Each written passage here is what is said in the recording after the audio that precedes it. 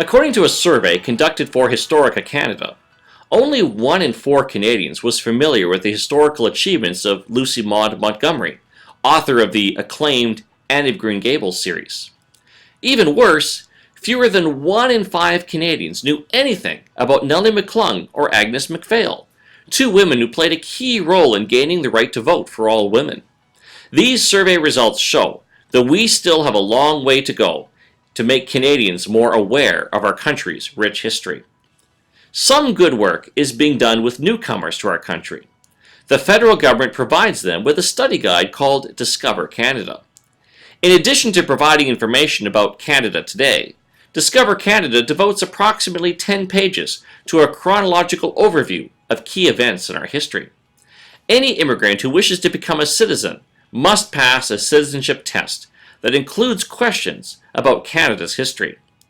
Since we expect new citizens to be familiar with Canadian history, it makes sense to expect the same of all Canadian citizens. This is where schools play an important role. While there will always be debate about which historical events are most important, it's not difficult to identify some fundamental things that all Canadians should know. For example, few would dispute that students should learn about the Indigenous nations who lived in Canada long before the Europeans first arrived.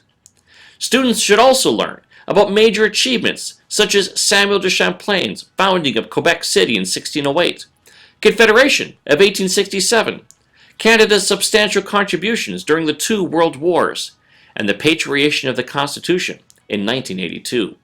However, our country is far from perfect. That is why negative events such as Indigenous residential schools, the Chinese head tax, and the forced relocation of Japanese Canadians during World War II should be studied as well. Understanding our past, warts and all, makes us better able to grapple with the issues confronting our country today. A well-educated and broadly informed public is the best protection against misguided government policies. Knowing our past makes it easier for us to build on our successes and avoid repeating our failures. Canada faces many challenges, and there is significant debate about whether some of our key historical figures deserve to be honored today. For example, former Prime Minister John A. Macdonald has been harshly criticized for his role in setting up Indigenous residential schools. This raises an important question. Is it appropriate for school buildings to be named after him? In order to think critically about this issue, you need to know about the time period in which John A. Macdonald lived. You need to know about his role as Prime Minister and the impact of residential schools on Indigenous people. Without this knowledge, you won't have anything useful to contribute to this debate. Unfortunately, many educators downplay the need for students to memorize specific facts, particularly since information is widely available on the internet. Instead, they want students to focus on so-called historical thinking skills through thematic study. However, while broad-based historical themes such as change, continuity, cause, and consequence are important tools for analyzing controversial issues, they are not sufficient.